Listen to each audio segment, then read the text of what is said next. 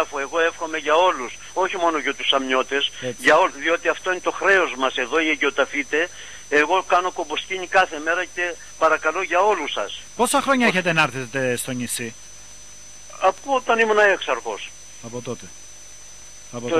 Το 1900, μέσα στον Μακαριστός ο Πατριάρχης ο Βενέδικτος έξαρχος. 1979 μέχρι την εκλογή μου το 2001 ήμουν έξαρχος. Και μπορείτε να κάνετε έρευνα να δείτε το έργο μου. Πήγα 12 μετόχια, διότι και αυτό πρέπει να το ξέρετε, το θέμα των μετοχίων. Τον θεσμό αυτόν τον θέσπισε ο Πανάγιος Τάφος. Γιατί? Διότι παλιά δεν υπήρχαν αεροπλάνα ούτε αυτοκίνητα. Οι προσκυνητές εδώ ήρχοντο διαξηράς μέσω της Μικράς Ασίας, τη λένε συνέχεια Τουρκία τώρα, τη Μικρά Ασία, που είναι τα αίματα τα ποτισμένα με αίμα ελληνικό όλα αυτά. Βέβαια ξέρετε ποιοι μεσολάβησαν και χάσαμε όλη τη Μικρά Ασία. Λοιπόν, ήρχονται δια της Μικράς Ασίας οι προσκυνητές με τα γαϊδουράκια ή με τις άμαξες μέσω Λιβάνου, Ιορδανίας, στους Αγίους Τόπους. Έπρεπε να είναι εδώ οι προσκυνητές και άλλοι με το διαθαλάσσης και άλλοι διαξηράς. Λοιπόν, έπρεπε να είναι εδώ την ημέρα της υψώσεως του Τιμίου Σταυρού να προσκυνήσουν το Τίμιο Ξύλο. Λοιπόν, έμεναν όλο το Άγιο Δωδεκαήμερο, πήγαιναν στη Βιθλεέμ, τότε ήρθε, σας είπα, με τα πόδια και με τα άλογα. Λοιπόν, όσοι ήρχονται με τα πλοία έβγαιναν στη Γιάφα κάτω, ήταν το λιμάνι, και ήρχοντο στα Ιεροσόλυμα. Έμεναν λοιπόν όλο το Άγιο Δωδεκαήμερο, πήγαιναν στη Βιθλεέμ, την εορτή των Χριστουγέννων, προσκυνούσαν. Κατόπιν μετέβαιναν 6 Ιανουαρίου στον Ιορδάνη, ευαπτίζονται, έμεναν όλη την Αγία και Μεγάλη Τεσσαρακοστή, και αφού έπαιρναν το Άγιο Φως το Μέγα Σάββατο, γύριζαν στις πατρίδες τους όλοι αυτοί. Με καταλαβαίνετε? Και έπαιρναν και το Άγιο Φως. Όταν λοιπόν επέστρεφαν, τους έγινε το θερμοτάτη υποδοχή, τους επεφυλάσσετο. Και γιατί έγιναν ιερείς με τα εξαπτέρυγα να υποδεχθούν τους χατζίδες. Τι θα πει χατζής, που δεν το ξέρουν ο κόσμος? Χατζής είναι η λέξη αραβική χατζή, Άγιος, Άγιος, η ελληνική λέξη, Άγιος. Μπράβο. Αυτοί που επισκέπτονταν τους Αγίους Τόπους τους αποκαλούσαν Αγίους. Λοιπόν, Χάγιος και παραφθορά αραβική, Χαγί, Χάγιος, Χάγιος, Χατζής, Χατζής τον λένε. Μάλιστα. Λοιπόν, είναι ελληνική λέξη. Και ο καθής είχε την αγάπη, το σεβασμό, ευγνωμοσύνη προς τους Αγίους Τόπους. Και κάθε προσκυνητής ήθελε κάτι να αφήσει, άλλος ένα κτήμα, άλλος ένα εκκλησάκι. Και έτσι εθεσπίστη ο θεσμός των μετοχίων. Γι' αυτό ο Πανάγιος Τάφος μετά εμιμήθησαν και τα άλλα μοναστήρια, είτε του Αγίου Όρους είτε του Σινά ή άλλων μονών, να δημιουργούνται τα μετόχια.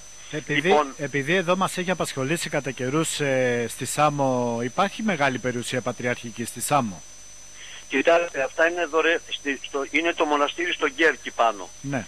Γυναικείο μοναστήρι. Είναι στο Μαραθόκαμπο, επίσης του Αγίου Ιωάννου του Ελεήμονος. Εκεί αυτά τα είχαμε αξιοποιήσει εμείς. Λοιπόν, υπάρχουν και ορισμένα κτήματα στο Μαραθόκαμπο, τα οποία δώρεσε ο Μακαριστός Πατριάρχης Δαμιανός, διότι ήταν από τη Σάμο Δαμιανός. Ναι, προηγουμένως ο Κύριλλος ο Πατριάρχης από τη χώρα της Σάμου, ο οποίος βρήκε το Πατριαρχείο χρεωμένο, όπως και εγώ. Ναι. Το βρήκε, το έχει μοίρα μας. Λοιπόν, και επειδή συνεδέτο, κόντευε να τρελαθεί ο Πατριάρχης ο Κύριλλος. Τα γράφει ο Επαμεινώντας Σταματιάδης στα σαμιακά μέσα, γράφει για τον Πατριάρχη Κύριλλο. Λοιπόν, και δεν ήξερε τι να κάνει. Γιατί είχε πέσει σε χρέος? Διότι σας είπα, επλήρωναν τότε στην υψηλή πύλη, κυρίως οι δυτικοί, οι παπικοί, για να αποκτήσουν δικαιώματα στους Αγίους Τόπους. Διότι μόνο οι Έλληνες ήσαν. Και δεν ήρθαν, είπαμε, από την Ελλάδα οι Έλληνες. Βρέθηκαν εδώ όταν οι μαθητές οι δύο είπαν στον Κύριο, λέει, Κύριε, θέλουν να σε δουν Έλληνες. Και είπε, είναι δοξάστη ο Υιός του Αγίου ήλθεν η ώρα. Διότι ήσαν ντόπιοι Έλληνες, ήρθαν από παλιά, είτε από την Κρήτη, είτε από τις Κυκλάδες, είτε από την Κύπρο. Και έμεναν εδώ. Λοιπόν, όλοι οι Άραβες αυτοί, και ειδικά και οι χριστιανοί, είναι θα πει Ρωμνοί Έλληνες, οι οποίοι εξαραβίστησαν. Όταν ήρθε ο Ομάρ Ιμπν Χατάμπ, μετά τους σταυροφόρους, άλλοι εξαρβίστησαν βίως. Γράφει και ο Καρολίδης, ο Παύλος ο καθηγητής, περί του ελληνισμού Συρίας Παλαιστίνης, τα αναφέρει μέσα αυτά. Εκλεκτοί καθηγητές έχουν ασχοληθεί. Λοιπόν, και έγιναν, γιατί ανέλαβαν το Πατριαρχείο Έλληνες? Διότι ήσαν Ορθόδοξοι. Οι χριστιανοί έγιναν μαθητές, ακολούθησαν τον Χριστό, ευαπτίστησαν και έγιναν χριστιανοί. Λοιπόν, κατόπιν ήρθαν οι σταυροφόροι, οι οποίοι ξεδίωξαν τους Έλληνες και κατέλαβαν τα προσκυνήματα. Κατόπιν πάλι τα ξαναπήραν οι Έλληνες τα προσκυνήματα και άρχισε ο ανταγωνισμός. Ήρθαν και οι χριστιανοί των άλλων δογμάτων και αποφθαλμιούσαν, προσπαθούσαν να μπουν είτε στο ναό της Αναστάσεως, είτε στη Βιθλεέμ, στο προσκύνημα της Γεννήσεως, είτε στη Γετσιμανή. Βέβαια, θέλω πολύ χρόνο για να μην σας κουράζω, διότι είναι μεγάλη υπόθεση αυτή. Αλλά οι Έλληνες, να δείτε ότι γράφει λοιπόν ο Κύριλλος που σας είπα, ότι υπήρξε εποχή που πατρίδα ελεύθερη δεν είχαμε οι Έλληνες, τον Πανάγιο Τάφο όμως ουδέποτε, λέει, απολέσαμε. Λοιπόν, όταν ανέλαβε, σου λέει τι θα κάνω τώρα, από πού θα βρω χρήματα? Γι' αυτό είχαν πουληθεί όλα τα πάντα, δεν υπήρχαν. Μάλιστα, επειδή σας είπα γίνεται αυτός ο ανταγωνισμός και οι πατέρες αναγκαζόντουσαν να πουλήσουν ό,τι τιμαλφές υπήρχε. Λοιπόν, ο Άγιος Ιωάννης ο Ελεήμων στην Αλεξάνδρεια, τον οποίο το Πατριαρχείο μας εορτάζει στη μνήμη του 18 Νοεμβρίου, Ιωάννου του Ελεήμονος, Κύπριος στην καταγωγή, ήταν πατριάρχης Αλεξανδρίας. Βρήκε σε χέρια εμπόρων Εβραίων να πουλούνται κυμήλια. Τα ηγόρασε και τα έστειλε πίσω τα χρήματα και τα κυμήλια μαζί με πολλούς τόνους ασβέστη και σιτάρι, διότι θυμίστε η Αίγυπτος ήταν ο σιτοβολών της Ανατολής. Λοιπόν, για ενίσχυση προς τους πατέρες εδώ, διότι τότε γιατί λέει ένα τροπάριο εξήνθησεν η έρημος ως ικρίνων Κύριε? Διότι ήρχονται κυρίως από την Καποδοκία οι Έλληνες. Ο Άγιος Σάββας από την Καποδοκία, από τη Μουταλάσκη, είχα αξιωθεί να πάω να δω εκεί που ήταν η πατρίδα του. Και επίσης ο Άγιος που είχαμε προχθές την εορτή του Θεοδοσίου του Κοινοβιάρχου, ο Μέγας Ευθύμης, όλοι αυτοί είχαν έρθει από τη Μικρά Ασία και δημιούργησαν τα μοναστήρια. Όταν ήρθαν οι Πέρσοι το 614, έσφαξαν 50.000 μοναχούς. Φανταστείτε, κάτω η λάβρα του Αγίου Σάββα και ο Χήμαρος κάτω μέχρι την Νεκρά Θάλασσα ήταν γεμάτη ασκητήρια και μοναστήρια. Επίσης στο Ρος των Ελαιών όλες οι περιοχές ήταν γεμάτες από μοναστήρια. Λοιπόν, και όλοι οι ήρχοντο την Κυριακή των Βαΐων ανέβαιναν πάνω στα Ιεροσόλυμα για να συνοδεύσουν τον Πατριάρχη από το Πατριαρχείο στο ναό της Αναστάσεως και έψαλαν σήμερον η χάρις του Αγίου Πνεύματος ημάς συνήγαγε. Συγγνώμη.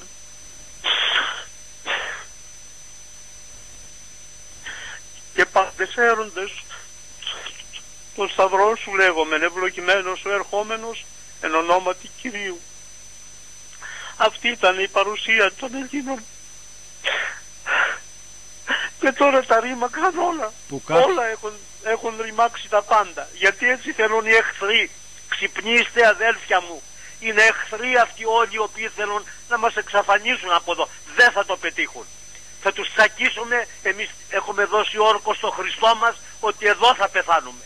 Δεν θα τους επιτρέψουμε σε κανέναν από αυτούς τους προδότες. Εμείς το μόνο που μπορούμε να πούμε... Γιώργο, να παρέμβω λίγο. Ναι, να παρέμβεις, Γιάννη. Ο μακαριότατος Πατριάρχης Ιερουσαλήμων, ο κύριος Ειρηναίος, γιατί για μας είναι και μακαριότατος και Πατριάρχης και Ιερουσαλήμων, εξακολουθεί να ανεβαίνει τον προσωπικό του το Γολγοθά έπειτα από την άδικη, αντικανονική και αντικλησιαστική πράξη της έκπτωσής του από τον θρόνο. Βεβαίως. Ναι. Λοιπόν, ο Πατριάρχης Κύριλλος, επειδή ήταν φίλος με τον ηγεμόνα της Σάμου Βογορίδη, του έστειλε γράμμα και του λέει, σε παρακαλώ, εσύ είσαι φίλος με τον Σουλτάνο της Κωνσταντινούπολεως. Πες του Σουλτάνο που είναι ο φίλος με τον ηγεμόνα της Μολδαβίας Ιωάννη να μας δώσει μία αποζημίωση, διότι υπήρχε περιουσία στην Μολδαβία, το ίδιο πάλι, είτε εξ αφιερωμάτων είτε ήταν αγοραστή από το Πατριαρχείο. Και τα δίμευσε ο ηγεμόν να μας δώσει μια αποζημίωση, γιατί μας χρειάζονται για να κάνουμε ορισμένες, έχουμε ανάγκες να λύσουμε. Και πράγματι το πέτυχε ο Βογορίδης, επειδή είναι και πατριώτης με τον Κύριλλο, και πέτυχε και έδωσε μία αποζημίωση ο ηγεμόν της Μολδαβίας. Ο Κύριλλος ο Πατριάρχης δεν τα βάλε στη τσέπη, είτε να κτίσει ξενοδοχεία όπως έχουν κτίσει κάποιοι βρώμικοι που δεν είχαν να φάνε ψωμί πριν και σήμερα έχουν ξενοδοχεία. Αυτά μπορείτε να κάνετε έρευνα να τα βρείτε. Στη Θεσσαλονίκη, στην ΚΟ, σε διάφορες άλλες περιοχές. Μακαριότατε, ναι. Μου επιτρέπετε. Αναφέρθηκα στην κατηγορία των 11, της επιστολής των 11 Μητροπολιτών που σας αποκήρυσαν από Πατριάρχη.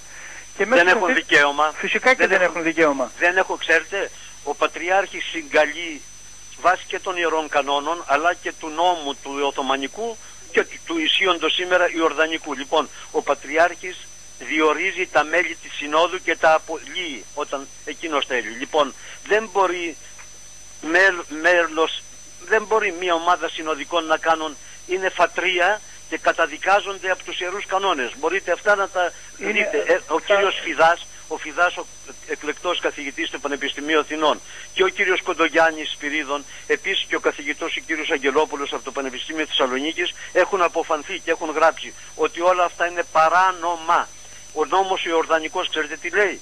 Το λέει ξεκάθαρα, περί εκλογής Πατριάρχου λέει πως γίνεται εκλογή και λέει στο τέλος, λέει, ο εκάστοτε Πατριάρχης Ιεροσολύμων είναι ισόβιος.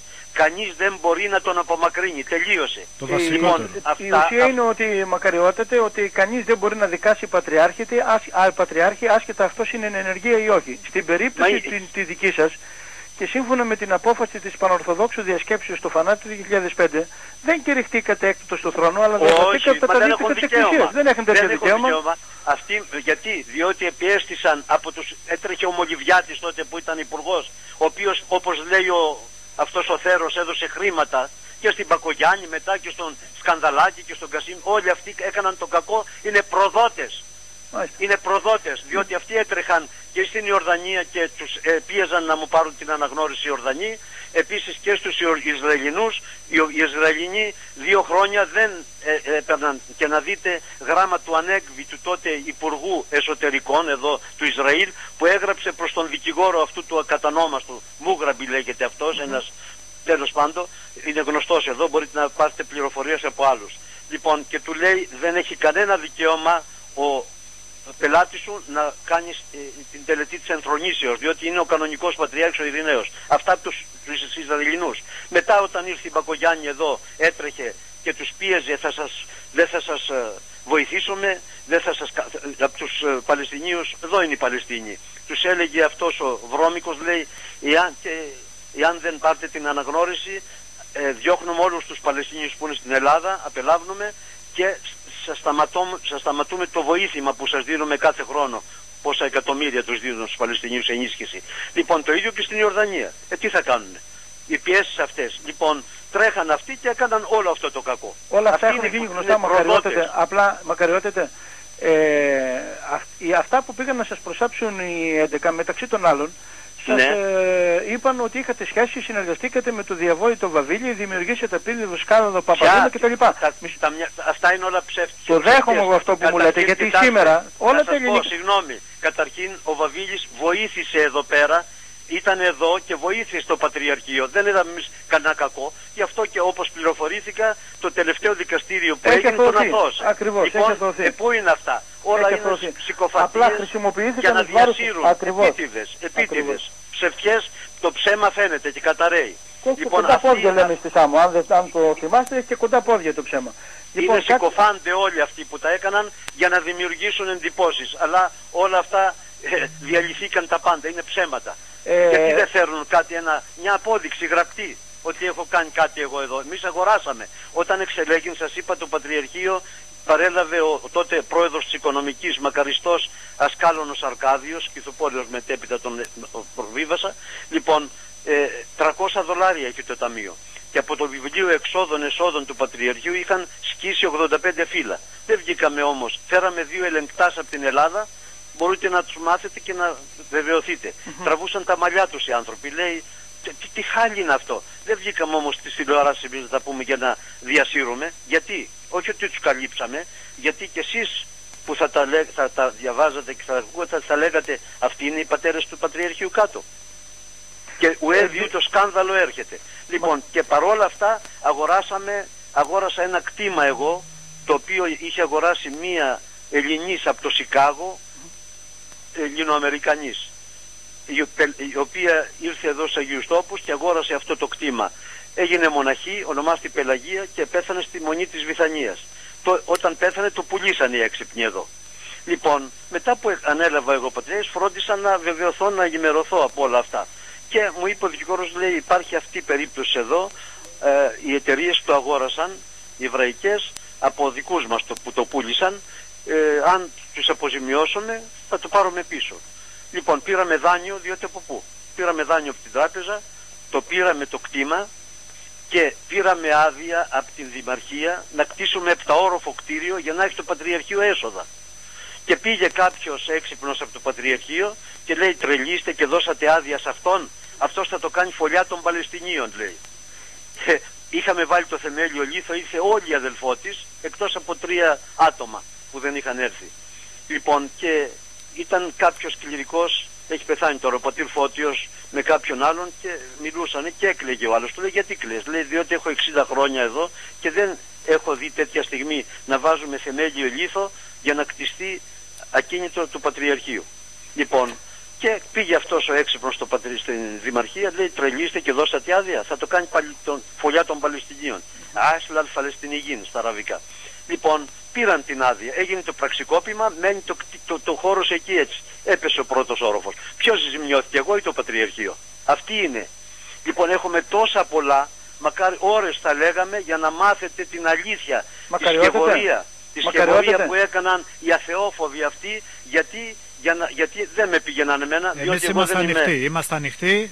Ούτε προδότης είμαι, ούτε έκανα κακό στο Πατριαρχείο. Έμεινα 24 χρόνια έξαρχος στην Αθήνα. Δεν έχω μία γκαρσονιέρα. Γιατί πώς θα πάρω μια γκαρσονιέρα? Έπρεπε να κλέψω. Μη γέννητο, να γίνω κλέφτης, να με κάψει ο Θεός. Λοιπόν, εγώ έτρεχα από το Διδημότυχο μέχρι την Κρήτη και από την Κέρκυρα, Σάμο, Μυτιλήνη, Λάρισα, Θεσσαλία και Πελοπόννησο για να σώσουμε τα μετόχια του Παναγίου Τάφου. Πήγα 12 μετόχια, μάλιστα. Το πρόβλημα είναι να βεβαιωθεί ο Πανάγιος Τάφος. Εσείς, από ό,τι φαίνεται, από ό,τι ανταλαμβάνονται όλοι οι Έλληνες, είστε εμπόδιο στην βεβήλωση του Παναγίου Τάφου. Αλίμονο, γιατί είμαστε εδώ πέρα? Γι' αυτό ακριβώς το λόγο. Μέσα στο χρόνο αυτό, στους χρόνους της ατέλειωτης μοναξιάς σας, 5 χρόνια δεν είναι και εύκολο πράγμα. Έχετε σκεφτεί ότι μήπως κάποιοι θέλουν κάποια στιγμή να ανακοινώσουν ότι ο μοναχός Ειρηναίος, που για μας τονίζω δεν είναι μοναχός, βρέθηκε νεκρός στο κελί του έτσι, απλά και μόνο? Το έχετε σκεφτεί? Θέλοντας τη φυσική σας εξόντωση? Όχι, δεν σκέπτομαι τίποτα, διότι κοιτάξτε, εγώ ορκίστηκα στον Πανάγιο Τάφο όταν ήμουν παιδί. Τότε σας είπα, το Ιερουσαλήμ ήταν ένα χωριό, διότι δεν ήταν ανοιχτό το Ισραήλ να πηγαίνουν έρχονται. Λοιπόν, και όλοι ο ένας με τον άλλον είμαστε γνωστοί εδώ. Γι' αυτό μας ξεύρουν οι Άραβες από παιδιά εδώ πέρα και μας εκτιμούν και τους ευχαριστώ γιατί μας συμπαρίστανται. Λοιπόν, τότε οι προσληνητές ήρχοντο σπανίως, δεν ήρχοντο όπως σήμερα. Λοιπόν, και πήγα ένα βράδυ πήγαμε κάθε βράδυ και προσκυνούσαμε, γιατί έτσι διδασκόμεθα από τους παλιούς πατέρες. Ένα βράδυ λοιπόν δεν υπήρχε ψυχή κάτω στον Πανάγιο Τάφο με τα καντιλάκια. Έκανα γονατιστό στην προσευχή μου και τόσο συγκινήθηκα. Για μια στιγμή αγκάλιασα με τα δυο παιδάκια, αγκάλιασα με τα δυο μου χέρια, έπιασα τον Πανάγιο Τάφο και λέω, δεν θα σε προδώσω, ούτε θα φύγω ποτέ, εδώ θα πεθάνω. Λοιπόν, και αυτή ήταν η υπόσχεσή μου και η προσευχή μου στον Παναγιο Τάφο. Κατόπιν εκάρης μοναχός, 18 ετών ο Πατριάρχης ο Βενέδικτος, 19 ετών με χειροτώνησε διάκονο και σιγά σιγά εξελιχθεί. Με έστειλε στο Πανεπιστήμιο, σπούδασα στη θεολογική σχολή, επέστρεψα πίσω, υπηρέτησα διάφορες ως τελετάρχης, αρχιδιάκονος του Βενεδίκτου, μετά τελετάρχης, κατόπιν με έστειλε στην Αθήνα έξαρχο. Λοιπόν, και έτρεχα, σας είπα, για να σώσουμε την περιουσία και τα μετόχια του Παναγίου Τάφου. Τα ανακαίνισα όλα τα μετόχια. Κάτω στην Πελοπόννησο ήταν ερείπια όλα. Στον Τύρναβο έχουμε 2 μετόχια, της Αγίας Κυριακής, της Αγίας Εκατερίνης. Ερείπια. Όταν πήγα την πρώτη φορά που ως έξαρχος, μέσα από τα καντήλια βγαίνανε σπουργίτια. Φωλιές είχα, εγκαταλελειμμένα τα πάντα. Πηγαίνετε να δείτε σήμερα πως τα ανακαίνισα όλα τα μετόχια αυτά. Όλα. Και τη Σάμου, έχουμε στο Μαραθώκο, όπως σας είπα, του Αγίου Ιωάννου, επίσης πάνω στο Γκέρκι το μοναστήρι, επίσης στους Μυτιληνούς είναι το μετόχιο, ο Ευαγγελισμός της Παναγίας μας και σε άλλες περιοχές. Την περίοδο που είχατε, πριν δημιουργηθούν τα προβλήματα όλα αυτά, σας επισκέπτονται αρκετοί και από τη Σάμο για να πάρουν την ευλογία σας και από την Κύπρο. Δεν τους αφήνουν από την πόρτα. Και από την Αθήνα σήμερα δεν τους αφήνουν να σας επισκεφτούν. Μα στείλτε κάποιον να δείτε. Στείλτε, δοκιμάστε κάποιον δικό σας. Πρέπει να περάσεις από πολλές διαδικασίες. Όχι, δεν τους αφήνουν. Δεν τους αφήνουν. Εδώ υπάρχει ένα προάβλιο στο δωμάτιό μου κοντά εδώ. Δίπλα είναι ο ναός της Αγίας Θέκλης. Λοιπόν, έχουν βάλει λουκέτα και δεν μπορώ ούτε να προσευχηθώ ούτε να... Ξέρετε που κάνω λειτουργίες στο δωμάτιό μου. Καλά που είχα Άγιο Ποτήριο, τα σκεύη αυτά τα εκκλησιαστικά και ένα Ευαγγέλιο και τα βιβλία όλα τα έχω και κάνω τις λειτουργίες στο δωματιό μου μόνος μου μέσα. Πού ξανακούστηκε? Αυτό είναι. Δεν με αφήνουν, δίπλα μου ο Πανάγιος Τάφος είναι και δεν μπορώ να προσκυνήσω. 5 χρόνια τώρα δεν μπορώ να προσκυνήσω τον Πανάγιο Τάφο. Οι θρησκευτικές αρχές του τόπου, Γιώργο, κάνε μια ερώτηση σε παρακαλώ. Αν οι θρησκευτικές αρχές του τόπου της Σάμο έχουν δείξει ανάλογο ενδιαφέρον για την ταλαιπωρία του Πατριάρχη μας, του Ειρηναίου. Μας ακούτε? Μακαριότατε. Εμένα λέτε? Ναι, εσάς λέω.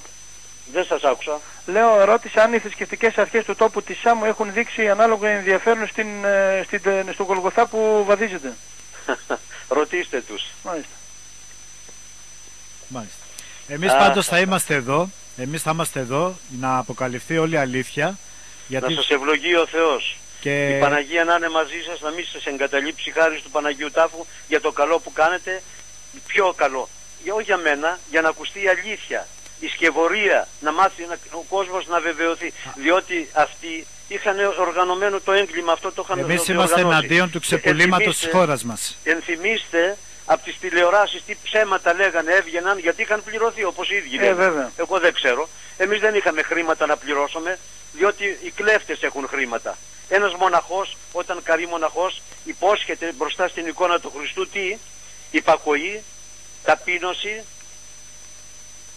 εγκράτεια, παρθενία και ακτιμοσύνη. Λοιπόν, αυτά τα εφαρμόζουμε. Αν δεν τα εφαρμόζεις δεν είσαι μοναχός και είσαι πίορκος ενώπιον του Κυρίου. Έχουμε υποχρέωση να αντιστεκόμαστε σε όλο αυτό το ξεπούλημα που γίνεται και γι' αυτό και αυτός ο σταθμός και τουλάχιστον με τους συνομιλούντες σας θα είμαστε ανοιχτοί κάθε στιγμή προκειμένου να βγάζουμε πάντα την αλήθεια. Ο Θεός να είναι σας δίνει υγεία. Μας. Θέλω να πληροφορήσω τον Μακαριότατο ότι σήμερα το βράδυ από την εκπομπή του κυρίου Χαρδαβέλα, τον είχαμε Μακαριότατο και πριν λίγο στην τηλεφωνική μας επικοινωνία, θα αποκαλυφθεί όλο αυτό το σκάνδαλο που έχει γίνει μέχρι τώρα και την απομάκρυνσή σας από όλους αυτούς τους ανθρώπους, γιατί ήσασταν εμπόδιο στα σχέδιά τους.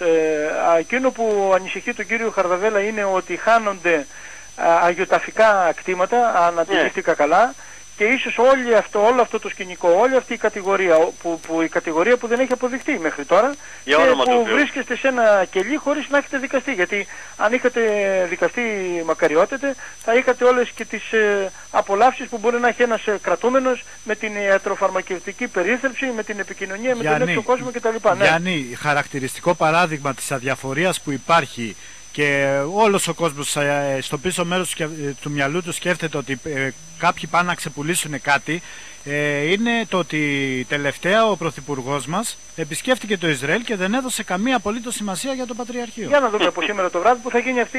Κοιτάξτε, οι Άραβες εδώ, όταν ήρθε ο Παπανδρέου εδώ, είχαν βγει, έκαναν συλλαλητήριο από την πύλη του Δαβίδ μέχρι τον νότο της Αναστάσεως που πήγε να προσκυνήσει. Και είχαν τη φωτογραφία μου μέσα όπως με έβγαλε ο κύριος Προβατάκης που είχε έρθει ο καθηγητής, που δεν τον αφήσαν να μπει να με επισκεφθεί και με έβγαλε φωτογραφία μέσα από τα κάγκελα. Λοιπόν, το ίδιο και αυτό, οι Άραβες φώναζαν, άξιος Ειρηναίος φώναζαν. Λοιπόν, επίσης, οι Άραβες επίσης είναι πνέουν μένεα εναντίον και του Δόλη που ήρθε τελευταίος και ούτε πάτησε να με δει δίπλα από την αίθουσα του θρόνου που είμαι εγώ. Λοιπόν, τα λένε οι Άραβες, τα λέω εγώ. Ποτέ τους να μην έρθουν. Δεν με ενδιαφέρει. Εμένα ο Χριστός μου να μην με εγκαταλείψει, ούτε θα τον προδώσω το Χριστό από παιδάκι που τον υπηρετώ εξ απαλών ονείχων και σας είπα, δεν με ενδιαφέρει η ζωή μου. Εγώ δεν θα υποκύψω στα ψεύδη και στις συκοφαντίες αυτών όλων. Μακαριότατε, ένας από τους καλύτερους δημοσιογράφους της Ελλάδας φέρνει σήμερα το θέμα σας σε επικαιρότητα. Αυτό δεν είναι τυχαίο. Σε αυτό που είναι πολύ σημαντικό, γιατί δεν είναι τυχαίο το όνομα του κυρίου Χαρδαβέλα. Υπάρχει ακόμη μία επιστολή. Τον είχαν παραπλανήσει και εκείνον τότε και τις εκπομπές του δεν θυμίστε τότε τι γινόταν. Προφανώς ενημερώθηκε ο άνθρωπος και το θεωρεί υποχρέωσή του να παραθέσει καινούργια στοιχεία στην δημοσιογραφική αυτή έρευνα. Παράλληλα να σας πω ότι υπάρχει ο σύλλογος ο Πυθαγόρας της Νέας Υόρκης, ένας ιστορικός σύλλογος. Μαζί σας σε όλη αυτή την προσπάθεια, όμως θα ήθελα και από την δική μας την πλευρά να σας ευχαριστήσω θερμά. Εγώ σας ευχαριστώ. Εμείς μέσα από μην με ευχαριστείτε εσείς. Εμείς σας ευχαριστούμε, Μακαριότατε, γιατί για μας είστε πατριάρχη. Για την προσπάθειά σας, για να φανεί, να ακουστεί η αλήθεια και να μάθει ο κόσμος τη σκευωρία και το έγκλημα που διέπραξαν αυτοί που δεν έχουν μέσα τους όχι φόβο Θεού, ούτε συνείδηση.